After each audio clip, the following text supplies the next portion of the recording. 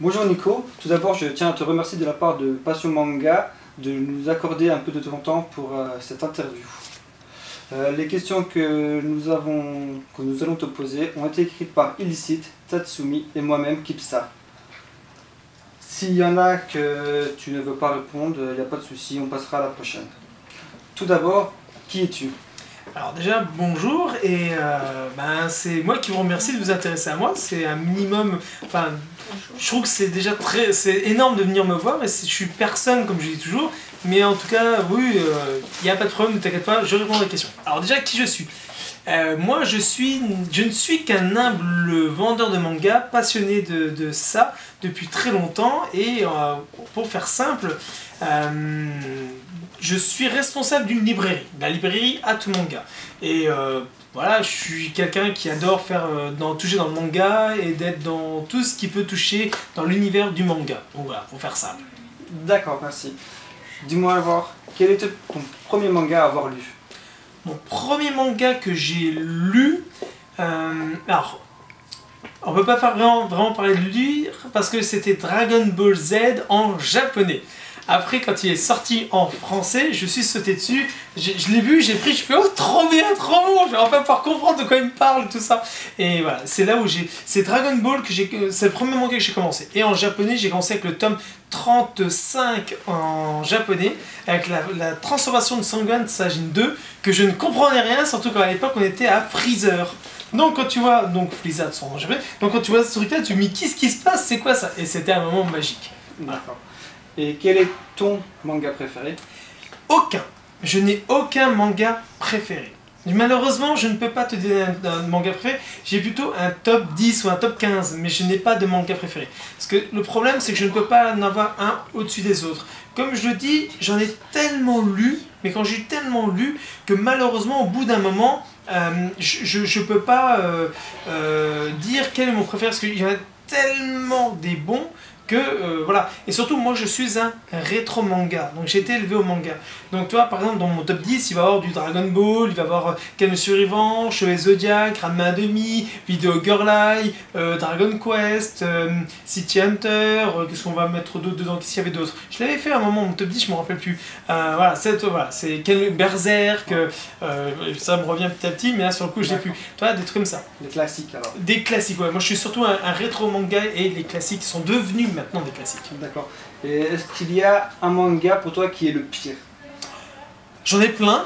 J'ai par exemple Katsuo qui est pourritissime, Woosfio, comment ça s'appelle, Escaflon en bouquin, c'est pourri, mais le pire je crois que ça a été Cowboy Bebop en version bouquin, qui a été une merde infâme. Qu'est-ce que j'avais d'autre? Oh, j'en ai plein comme ça, ouais. Je pense qu'un jour, il faudra que je fasse une liste longue comme mon bras pour dire ça, ne lisez pas, achetez-vous des chaussettes, mais ne lisez pas ça. Ah, on sera heureux de la découvrir ta liste.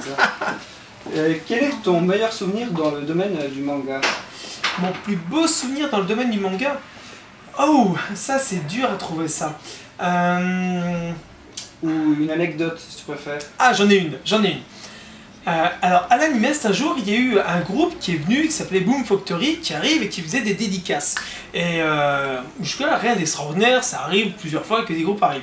Et donc, moi, un jour, il y a des gamins qui viennent me revendre des bouquins, et donc je rachète des bouquins, et à un moment, il y a le Naruto tome 2.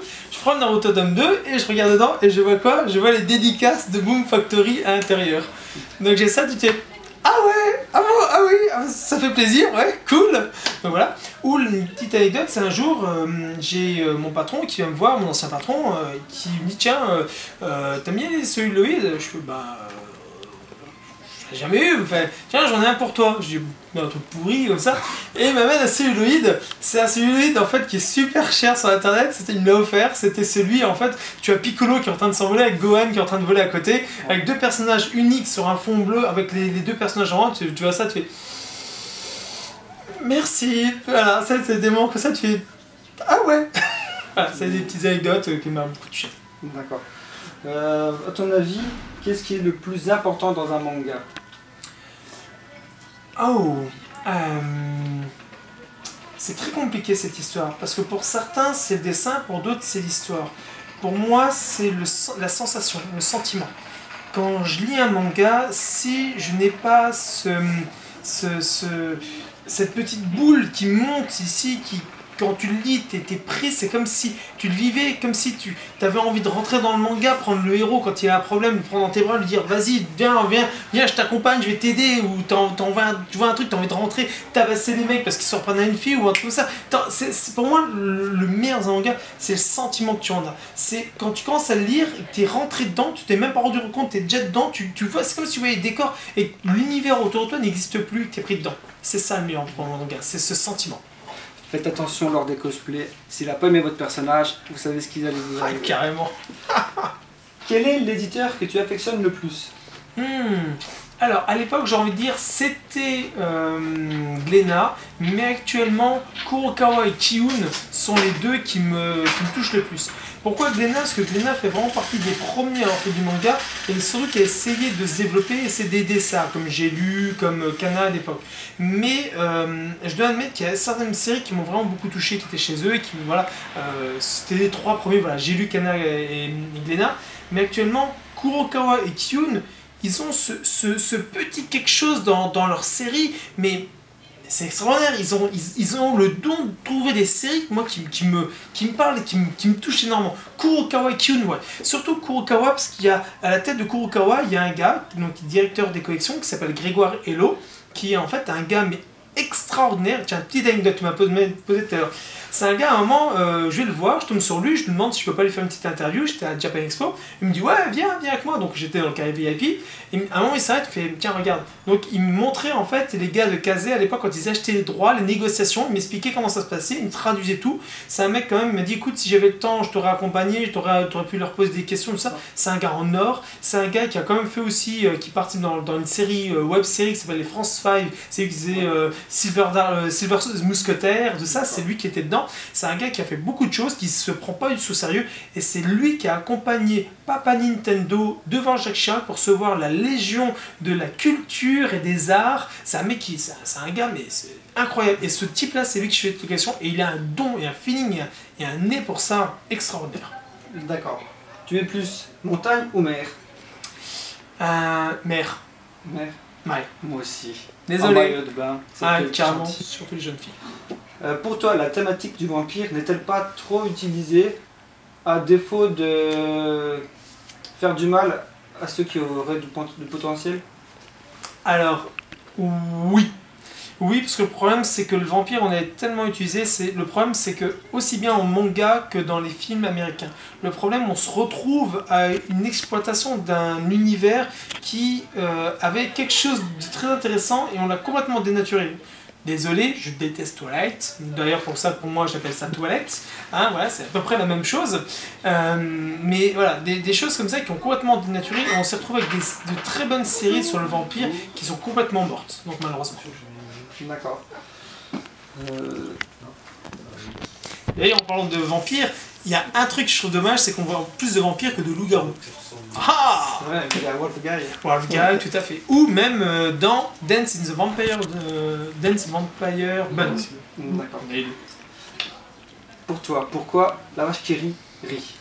À mon avis, c'est la cocaïne. À mon avis, dans la vache qui rit, il doit y avoir une drogue vraiment puissante et hallucinogène. Parce que va faire rire une vache, toi. À mon avis, elle est bourrée surtout avec sa couleur. Si tout le monde dit que c'est naturel, à mon avis, elle est soit elle est de Tchernobyl, donc, ou soit elle est droguée. Ou les deux. Ou les deux. Que penses-tu du global manga? Du global manga? L'éditeur ou du global manga en général. Tatsumi, c'est toi qui as posé la question? C'est le manga français, le manga coréen, le manga allemand. Ah, d'accord. Oui, oui, ok. Merci Tatsumi. De rien. Ok. Parce qu'effectivement, alors, pour moi, c'est un gros problème. C'est un gros problème sur une chose et quelque chose de bon de l'autre. En fait, je m'explique. Pour moi, c'est comment appeler le manga européen. Français présomptueux comme on s'est attribué le terme de manga français pour le manga français. Au lieu, comme les japonais par exemple, ça s'appelle les mangas, les coréens le manhwa et les chinois le manhwa. Donc déjà, pourquoi nous on s'appellerait manga? Donc on s'est auto-attribué en disant non, nous c'est manga français, donc c'est manga. Non, c'est pas du manga, c'est de la BD à la rigueur inspirée manga, ou du franga comme l'appellent certains. Mais voilà, donc comment appeler ça? Comment appeler les mangas européens? Effectivement, global manga, j'avais eu d'autres termes, pour ça que sur celui, merci, que j'avais pas sur le coup compris, mais alors, Pour moi, le nom est ridicule, parce qu'il faudrait trouver un nom qu'on soit vraiment d'accord pour comment appeler ça, parce que le manga français c'est toujours un peu... Voilà. Ou sinon, comme j'avais dit avant, je discutais avec Nero, qui me disait ouais, moi j'ai vu du manga français, je préfère dire BD, moi type manga, ou trouver un autre terme, mais pas ça. Donc ça a été très drôle. Et sinon, pour moi, le manga français c'est une très bonne chose. C'est une très très bonne chose pour la simple bonne raison que on a des auteurs qui s'en sont capables. On a des auteurs qui ont vraiment un style, un dessin incroyable. Et nous, on a de la chance français d'être né avec de la BD, d'avoir connu le manga et d'avoir la culture comics. On a ces trois cultures. Aux États-Unis, le manga ne marche pas quasiment pas et la BD encore moins. Au Japon, la BD c'est quasi inexistante et le comics on entend très peu parler. Nous, en France, on a la culture des trois. On a cette chance et c'est pour ça que je trouve très intéressant. Ouais, le manga européen, si on peut dire ça, je trouve ça génial. Ouais. D'accord. Que penses-tu de l'avenir du roman japonais? Très mal, pour la simple bonne raison que très peu d'éditeurs ont compris qu'il fallait parler aux